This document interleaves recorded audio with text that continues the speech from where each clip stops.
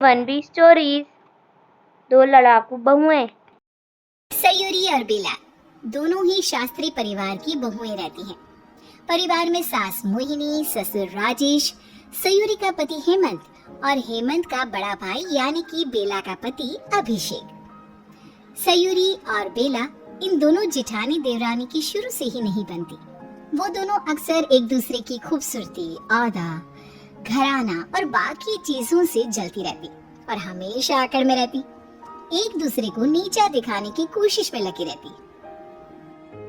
देखो बहू, आज तुम दोनों को बहुत सारा खाना पकाना है। आज हमारे घर मेहमान आने वाले हैं ना, इसलिए जो जो पकवान एकदम लजीज है वो सारे बना दो, लेकिन खाना एकदम स्वाद बनना चाहिए, वरना हमारी इज्जत की धज्जियां उड़ जाएगी पूरे खानदान में। जी माँ जी, समझ गई। ओके माँ जी, डन। बेला और सयूरी एक दूसरे को टशन भरी आंखों से देखते हैं और अपने आप से कहते हैं, आज तो बहुत ही अच्छा मौका मिला है। इस बेवकूफ की माँ जी और सबके सामने बेइज्जती हो जाए, ऐसा कुछ करूंगी। हमेशा तारीफों के पुल बांध देना सब तेरे। इस बार तानों के 56 भोग खाने के लिए रेडी हो जा मेरी प्यारी देवरानी। आज तो इसे कहीं का नहीं छोड़ूंगी। बात उड़ती है ना जेठानी बनकर, आज इसकी पंख ही काट दूंगी। दोनों बहुएं खाना बनाने में लग जाती है और जब सयूरी फ्रिज में से दूध का पतीला निकालने के लिए मुड़ती है, तभी बेला उसकी सब्जी की कढ़ाई में मिर्ची पाउडर की पूरी बरनी डाल देती है। बाद में जब मेहमान आते हैं तब सयूरी की बनाई सब्जी चखकर उन्हें इतना तीखा लगता है कि वो चिल्ला पड़ते हैं और यहाँ से वहाँ कूदने लगते हैं।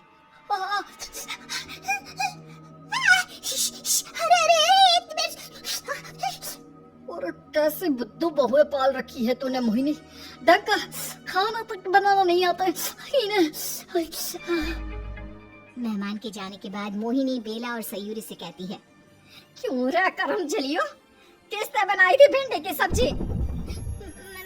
मैंने बनाई थी माँ जी।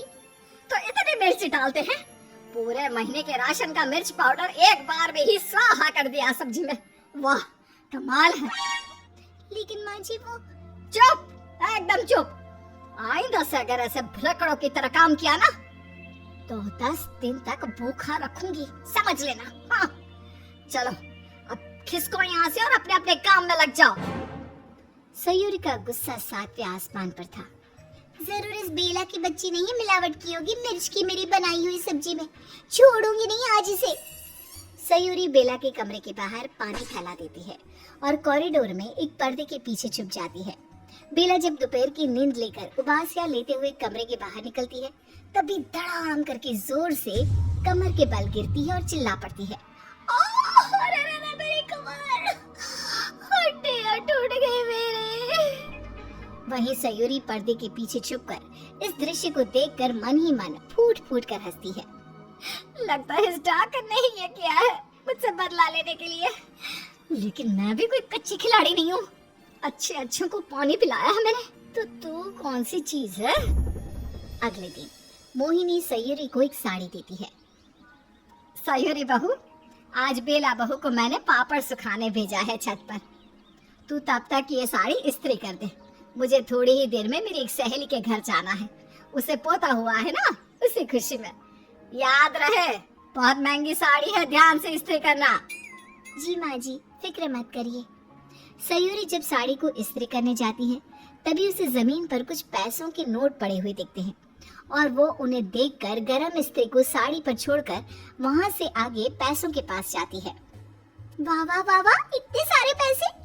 आज तो मेरी किस्मत का ताला खुल के ही रहेगा। जैसे ही सयूरी उन पैसों को छूती है, वो देखती है कि वो पैसे तो नकली थे और बेला वहाँ पीछे से आकर हंसने लगती है। अरे ये नोट्स तो नकली है। बेचारी मेरी देवरानी, साड़ी तो जल गई। किसी ने सही कहा है, इंसान और उसका लालच उससे कुछ भी करवा सकता है। क्या प्लान सोचा मैंने, तुम्हें क्या लगा कि तुम ही माहिर हो बस? आप क्या बताओगी माँ जी को कि माँ जी पैसों के लालच में मैंने आपकी साड़ी को जलने के लिए छोड़ दिया। तुम्हारी तो हाँ हाँ समझती हूँ, तुम्हें जलन होती है क्या? तुम्हें मैं छोड़ूंगी नहीं। जेठानी हो तो ज्यादा तेवर दिखा रही हो क्या? हाँ तो तुम्हें क्या? ज्यादा मत बोलो वरना क्या? दोनों बहुओं में बहुत बड़ी लड़ाई छिड़ जाती है और सभी घर वाले वहां एकत्रित हो जाते हैं। अपनी साड़ी को जला हुआ देखकर मोहिनी हैरान रह जाती है। नहीं, मेरी इतनी प्यारी साड़ी की क्या हालत कर दी। अरे काला मोहियो, लड़ाकू बहुओं, जब देखो तब लड़ती रहती हो। पर माँ जी, इस सब में मेरी जेठानी जी का हाथ है। क्या? कुछ भी बकवास मत करो, समझी ना? बेला, सयूरी से ऐसे बात मत करो। लेकिन सयूरी, ऐसा क्या हुआ है? तुम दोनों में जब देखो तब किसी न किसी बात को लेकर कहासुनी होती ही रहती है। अरे थक गया हूँ मैं तो। दिन बीतते जाते हैं, लेकिन दोनों बहुओं के बीच की लड़ाई खत्म होने की जगह और भी बढ़ती जाती है। आय सयूरी, तूने मेरा मेकअप किट क्यों तोड़ दिया? जेठानी जी, आपने मेरी चप्पल कबाड़ी वाले को जानबूझकर दे दी थी ना, इसलिए। सयूरी, मैंने लाए हुए चिप्स तुमने ही खाए हैं ना? ओ जेठानी मैडम, तुम्हारी हिम्मत कैसे हुई मेरे कमरे में आकर मेरे वार्डरोब को तहस महस करने की?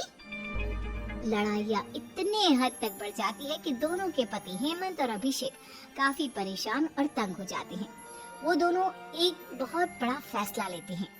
बस बहुत हो गया, अब मैं और सयूरी इस घर में और नहीं रहेंगे। और मैं और बेला भी। इतने झगड़े, इतनी लड़ाइयाँ शायद ही किसी घर में होती होंगी। एकदम सही कह रहे हो तुम दोनों बेटा।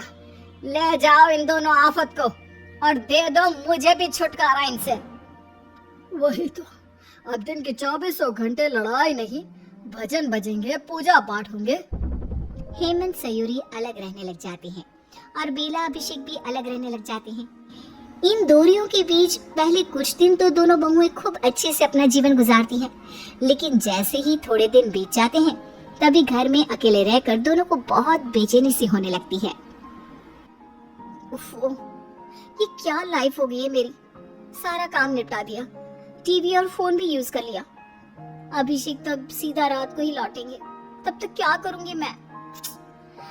बहुत याद आ रही है घर वालों की और मेरी उस दुश्मन की भी। अब क्या मैं इन दीवारों से लड़ाई करूं? बहुत अकेलापन महसूस हो रहा है। माँ जी, पापा जी, चेची और जेठानी जी की भी याद आ रही है।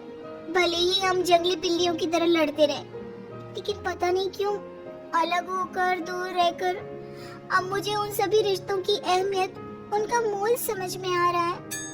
एक दिन बेला शॉपिंग मॉल में शॉपिंग करने जाती है और इत्तेफाक से सयूरी भी उसी मॉल में शॉपिंग करने आई होती है। दोनों एक ही फ्लोर पर होते हैं जब बेला बिल भर के सीढ़ियों की तरफ नीचे जाने के लिए चल पड़ती है तो उसकी नजर सयूरी पर जाती है, जो पीछे की तरफ अपने कदम बढ़ाई जा रही होती है और तीसरी मंजिल से गिरने वाली होती है कि तभी फटाफट से बेला भागती है और सयूरी को बचा लेती है। सयूरी की जान बच जाती है, जिसके बाद दोनों बहुएं एक दूसरे को कस के गले लगा लेती हैं और रोती हैं। I missed you जेठानी जी। जेठानी नहीं, आप मेरी बड़ी बहन हो, मेरी बेला दीदी, मुझे माफ कर दो। मैंने छोटी होकर भी आपके साथ कितना गलत किया। नहीं सयूरी, मैंने भी तो तुम्हारे साथ कितना कुछ बुरा किया।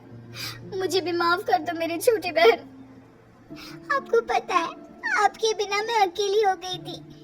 किसी से झगड़ा ही नहीं किया था इतने दिनों से।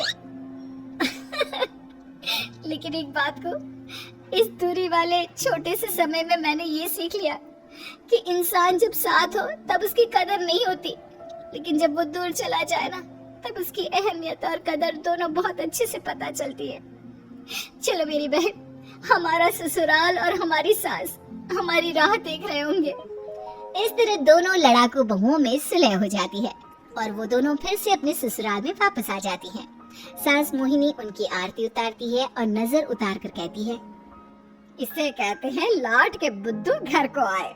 मेरे दोनों आंखों का तारा हो तुम दोनों। आओ गृह प्रवेश करो। बेला और सयूरी गृह प्रवेश करते हैं और आगे चलकर रोज एक साथ प्यार और स्नेह से रहते हैं और पूरा परिवार एक समृद्ध और खुशहाल जिंदगी बिताता है। Like, share, comment, subscribe and thank you for watching.